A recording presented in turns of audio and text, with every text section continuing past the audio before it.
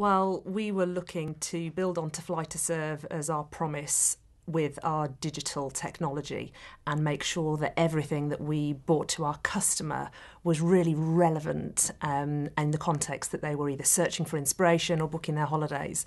So we had a completely new model in mind and nobody else was working with it. So it was untried, untested and a real unknown entity. I needed some help. I needed some expert advice in two stages. Firstly, to trial and test the model, and then to run the pitch if that's what we wanted to do. So I thought of the Oystercatchers probably more latterly for the running the pitch because I'd had experience with the Oystercatchers before for that. But the whole new model thing was something that I just wanted to collaborate with experts in the industry and in the field. There was a lot of unknowns to me about the industry, who the players were now, and the markets were moving pretty fast in terms of consolidation of agencies. So we decided to ask you to help us. And help us you did. You ratified the model, you went out to lots of stakeholders, and you brought just a huge amount of industry expertise to the party. And I think what we've come up with together is something that might just set a new benchmark for creative technology for the agency model. So we will see. Understanding the internal stakeholders at British Airways against such a complex brief for a new model was incredibly important to us because unless we all believed it, it wasn't likely to be a smooth ride if we took it to pitch. And Angus took that job away from us and made it very objective, did the interviews, didn't have any banked up history with any of the individuals and really cut straight through their answers to take the emotion out of it but ensure that we understood the passion point that everybody had in what they wanted from an agency, in terms of pushing this forward.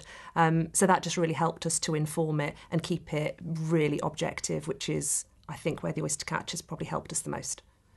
In the whole process, we came to you for help and advice and an understanding of the marketplace. And I have been overwhelmed with what you have brought to the party. The Oystercatchers know the people who are moving, know what's happening with the agencies, know who's pitching for something big and can't take on more business at the moment, know who's on the up and know who unfortunately isn't. And we don't get that point of view.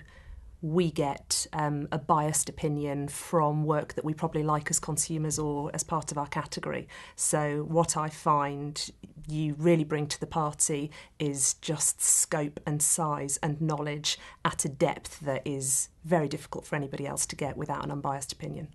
Previously, my experience with the Oystercatchers has been about just the pitch, the pure pitch piece, and we understood what the brief was and we set the brief. So really interrogating the brief that we were setting has been a real value add, and also corralling us to get our understanding of the finances as part of the pitch in order before we went out there has been really great. And you brought individual experts from your business into play at the right times to deliver the right pieces and made that all deliver along the timescales without delaying anything. So that's great. Now we are partway through a great pitch. You're already starting to talk to me about, well, how do the chemistries work of all of the agencies that we work with? So, it's nose to tail right from the understanding of what we're trying to do to how it will play out when we appoint somebody in the longer term. And I hadn't really asked for all of that. So there's lots of additional value elements that have been brought into play throughout the process.